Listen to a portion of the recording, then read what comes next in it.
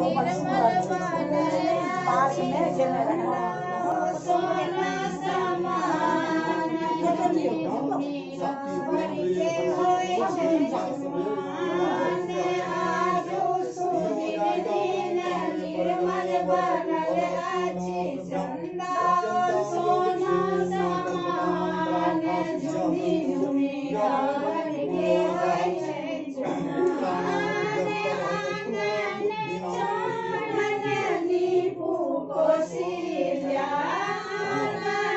चढ़न नीपू कोसिया गजमती चौका पुराण झुमी झुमी रागन के होइया झुमान गजमती चौका पुराण झुमी झुमी रागन के होइया झुमान आजो सुदिन दिन निर्मल बनल अछि सोना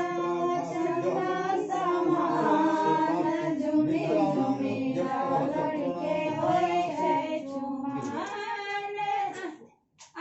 चाही बस के डल बाबू नाओल चाही बस के डल बाबू नाओल गाही फरल दुबिधान झुमी झुमी रागन के होय छै झुमान आजो सुदिन दिन निर्मल बनल अछि चंदा सोना समान झुमी झुमी रागन के होय छै झुमान अलसा कलश पुरहर साजल अलसा कलश पुरहर साजल काही झुमी झुमी रघुबर के होइया झुमान आजो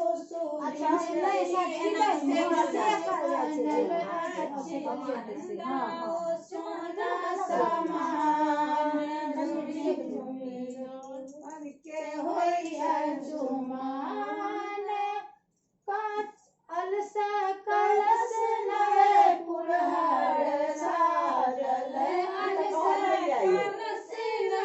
पुरहर साजल ताही भरल दुबिधान झुमी झुमी रागन के होय छै झुमान का चाही बांस के कहिए देसाई दस मुख सब आओल देसाई देश सब मुख सब ओल मन मनि राजरान झुमी झुमी रागन के होइया झुमान लाखों सितारा में चांद चमके लाखों सितारा में चांद चमके हजारों में एक चमके दुल्हा हजारों में एक चमके आनन चानन नीपू कोसिया आनन चानन नीपू कोसिया गजमती चौका पुराण चमके गजमती चौका पुराण चमके दुल्हा हजारों में एक चमके दुल्हा हजारों में एक चमके अलस कलश नव पुरहर राखल अलस कलश नव पुरहर राखल ताही भरल दुबिधान चमके ताही भरल दुबिधान चमके दुल्हा हजारों में एक चमके कांचली बस के डल बाबू नाओल कांचली बस के डल बाबू नाओल ताही भरल नदी छाछ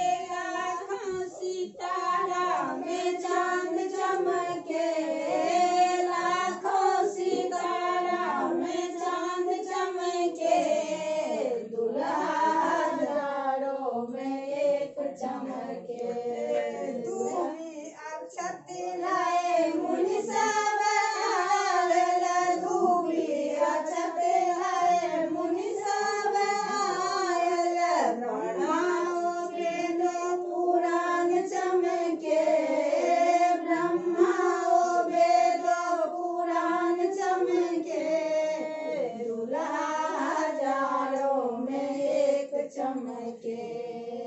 दुल्हा हजारों में एक चमके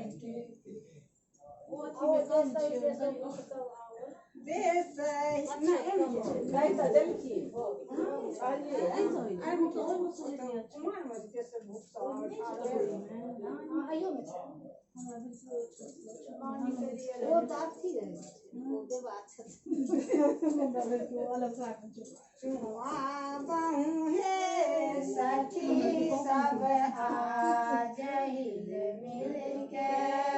आशीष देना चुमा बहू है सखी सब जय मिल के आशीष देना आओ जी अम्मा अक्षत बरसाओ अक्षत बरसाओ सुमल होगा सुयस होगा सुमल होगा चुमा बहू है सखी सब आज हिल मिल के